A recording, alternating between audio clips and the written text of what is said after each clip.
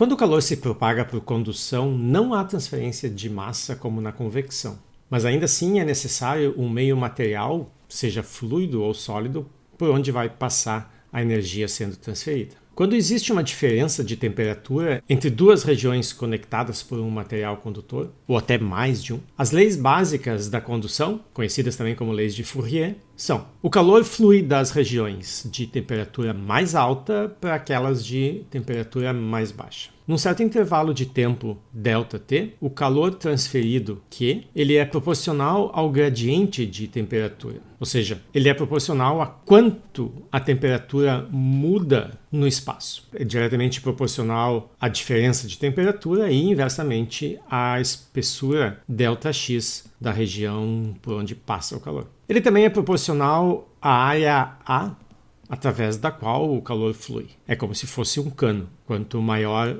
a seção reta desse cano, mais calor, mais energia pode passar. E, obviamente, ele também é proporcional ao intervalo de tempo ΔT. Quanto maior o tempo de observação, mais calor é transferido. Então, a gente pode juntar todas essas contribuições e escrever para o calor, e transformando essa proporção numa igualdade, a gente introduz essa constante kappa, que é a condutividade térmica do material.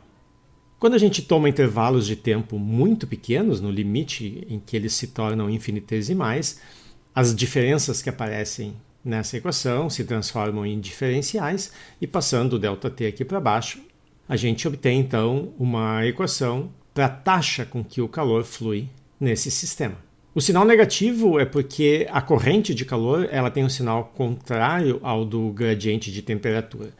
Então, se a temperatura aumenta na direção positiva do x, dt dx é positivo, a corrente ela vem da região de alta para a região de baixa temperatura, então ela vem no sentido de x negativo e vice-versa. Então, quando a gente conecta uma barra homogênea a dois reservatórios térmicos com temperaturas diferentes, então aqui no caso TQ e TF, né, de quente e frio, a gente espera que depois que se estabelece o regime estacionário, ou seja, aquele onde tudo que podia depender do tempo já evoluiu e não muda mais, vai se estabelecer um perfil de temperatura que, quanto mais perto do reservatório TQ, a temperatura vai suavemente se aproximando de TQ, e quanto mais próximo do reservatório TF, a mesma coisa, só que com TF. E no meio do caminho, a gente vai ter uma curva, que é o que a gente quer determinar, que descreve como a temperatura vai mudando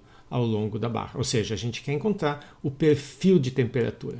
Como a temperatura depende da posição x, nesse regime estacionário, onde o fluxo já é constante depois de bastante tempo. Então, nesse regime, eu não tenho mais dependência da temperatura no tempo. Além disso, a corrente térmica, o dQdt, da nossa equação anterior, também não pode depender da posição. Então, se eu fixo um determinado ponto da reta, né, eu olho qual é a quantidade de calor que passa por essa seção reta num certo intervalo de tempo, a corrente de calor, a quantidade de energia que entra numa determinada região tem que ser igual à corrente que sai. Porque se não fosse igual, significa que ou energia térmica ficou naquela região ou ela foi criada naquela região. E se isso acontecesse, a temperatura local ia mudar, ou aumentaria ou diminuiria, dependendo do caso.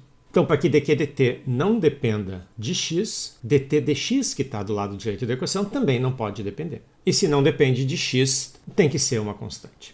Isso significa que a derivada dt dx é uma constante, ou seja, t em função de x, que é o perfil de temperatura que a gente está procurando, é uma linha reta. O que nos falta agora é determinar os parâmetros dessa reta.